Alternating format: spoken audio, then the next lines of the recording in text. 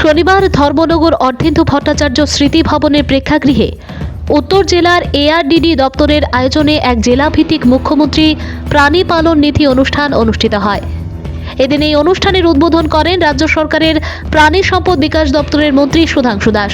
এছাড়াও উপস্থিত ছিলেন উত্তর ত্রিপুরা জেলা পরিষদের সভাধিপতি ভবতোষ দাস, ধর্মনগর পৌর পরিষদের চেয়ারপারসন প্রদ্যুৎ দে সরকার, যুবরাজনগর আরডি ব্লকের চেয়ারম্যান শ্রীপদ দাস, কলাছড়া পঞ্চায়েত সমিতির চেয়ারম্যান টিঙ্কু শর্মা এবং সমাজসেবী মলিনা দেবনাথ সহ এআরবিডি দপ্তরের ডেপুটি ডিরেক্টর সহ আরও অন্যান্যরা। এদিন অনুষ্ঠানের মধ্য দিয়ে সাধারণ মানুষের মধ্যে বেশ কিছু প্রাণী পালন নিধি শংসাপত্র এবং পশুপালনে আগ্রহীদের হাতে রাজ্যের প্রাণী সম্পদ বিকাশ দপ্তরের তরফে ৭৫,০০০ টাকার চেক তুলে দেওয়া হয়। পাশাপাশি এদিন পশুপালনের উপর বিশেষভাবে জোর দিয়ে সাধারণ মানুষ কিভাবে লাভবান হবেন সে বিষয়ে সকলকে অবগত করেন মন্ত্রী সুধাংশু দাস। এদিন রাজ্য সরকারের প্রতিটি স্কিমে জনগণ কি কি লাভ হতে পারে সে বিষয়েও মানুষের মাঝে তুলে ধরেন মন্ত্রী। উমা দাসের রিপোর্ট, আসাম প্রাইম নেটওয়ার্ক। প্রাণী পালক আছে, আপনাদের জন্য এটা খুব ভালো দিন, কারণ ত্রিপুরা রাজ্যের ইতিহাসে প্রাণী সম্পদ বিকাশ দপ্তরের ইতিহাসে প্রথমবার এই ডিসেম্বর মাসের 13 তারিখ আমাদের রাজ্যের জনপ্রিয় মুখ্যমন্ত্রী অধ্যাপক ডক্টর মানিক সাহাজির সহযোগিতা নিয়ে আমরা প্রথমবার প্রাণী পালকদের সম্মান প্রদান করার জন্য, উৎসাহিত করার জন্য কৃষিকাজে এবং প্রাণী পালনে আমরা প্রকল্প এনেছি এবং প্রথমবার মুখ্যমন্ত্রী প্রাণী পালক সম্মান নিধি ত্রিপুরা রাজ্যে প্রথমবার আমরা কৃষকদের জন্য নিয়ে এসেছি।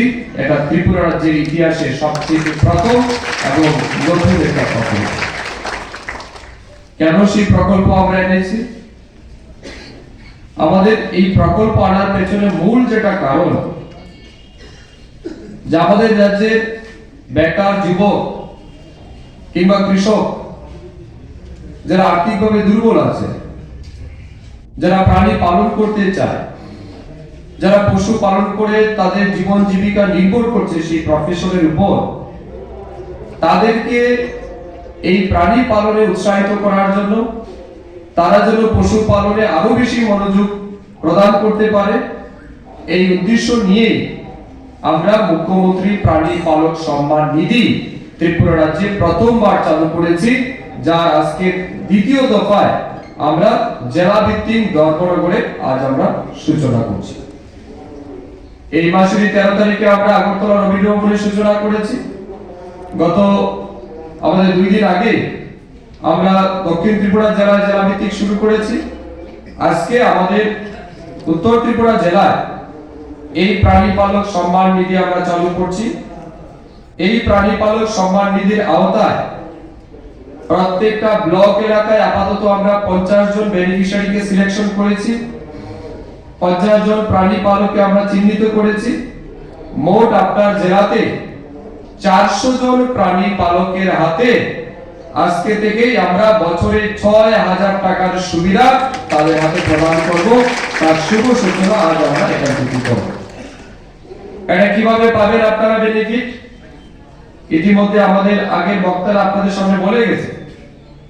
প্রধানমন্ত্রী কিষাণ সম্মান নিধি যেভাবে কৃষকরা প্রত্যেক বছর ব্যাংক অ্যাকাউন্টের মাধ্যমে 6,000 টাকা পান, সিমিলারলি মুখ্যমন্ত্রী প্রাণী পালক সম্মান নিধির টাকা 6,000 টাকা আপনাদের প্রত্যেকের ব্যাংক অ্যাকাউন্টে সরাসরি ডিবিটি মোডের মাধ্যমে আমরা প্রদান করব। কোনো রকমের সেখানে মিডলম্যান থাকবে না, কোনো রকমের অফিসে গিয়ে আপনাকে হয়রানি হওয়ার সুযোগ নেই।